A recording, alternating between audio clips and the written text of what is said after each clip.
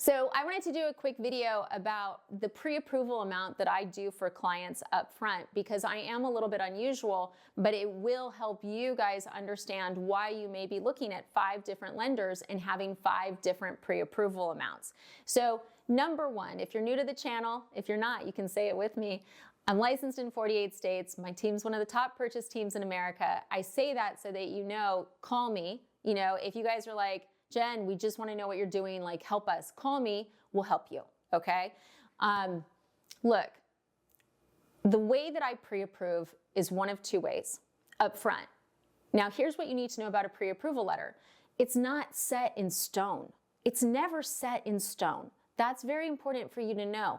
Regardless of the lender, pre-approvals are based on what they're estimating for insurance. They're based on the lender's overlays. They could be based on what you're comfortable with, you know, what payment you're comfortable with. There's a variety of factors that's making up that letter, which makes it so that letter is not concrete, but flexible. Okay, number one.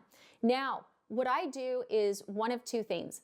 If you fill out an online application with me, my team is going to be trying to pre-approve you to the amount that you entered.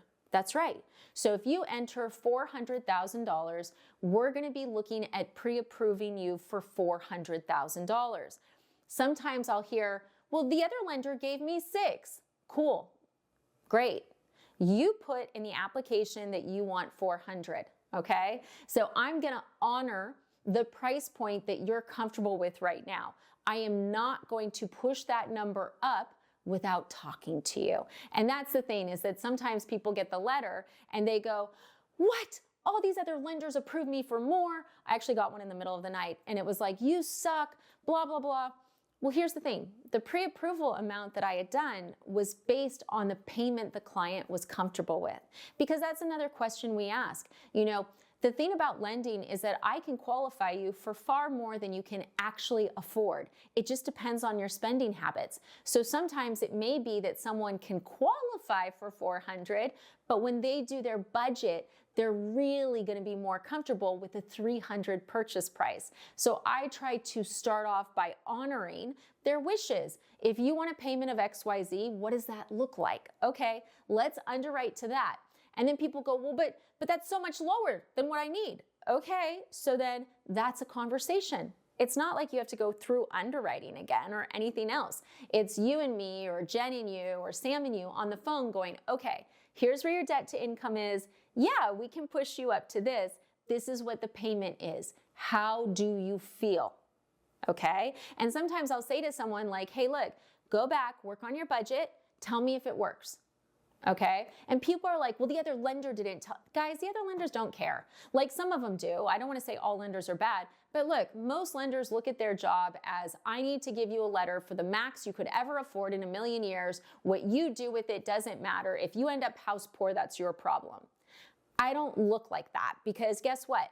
I was that buyer years ago who had that lender, and I lived the house poor experience, and it sucked. And if anyone's ever lived through that, drop it in the comments. Let everybody know how much it sucks so that no one does that. So look, our pre-approval is going to be based on what's entered, and then we go up, we go down. You know, sometimes someone will put in 400, and when I do the payment, they're like, ah! And we go down, we go, okay, what about 360? What about 320? Here's some considerations. And then sometimes I'll have someone put in a loan amount, like let's say $80,000, and their debt to income is really low. And I'm like, and I look at the market and I'm like, there's nothing under 150. And I'm like, hey, like, we need to push up. Let's talk about the payment. Let's talk about why. The key thing with all of this is that when you're buying a house, you need to have a lender you can communicate with. And if you're working with a lender that's just throwing you a letter, not going over payments, not gauging how you're feeling, you could end up like I did on my first house, where I was broke. So I don't want that to happen to you guys, but that's why pre-approval letters can be different. Lenders are qualifying to different things. Some max qualify you, some do it to the amount. Sometimes you don't qualify for what you want. There's a variety of reasons those letters are going to differ. So ask the lender, hey, like, how did you come up with this? If they won't talk to you about it, if they won't talk to you about payment or closing costs, guess what? You just eliminated a lender. So I hope this video was helpful, but I wanted to make sure you all understood that. Because I know that's one of the confusing things. 5 lenders, 5 different amounts, what gives? They're all qualifying different, but it doesn't mean that you're capped at those amounts. It just means that that's their starting point, up or down. Thanks for watching.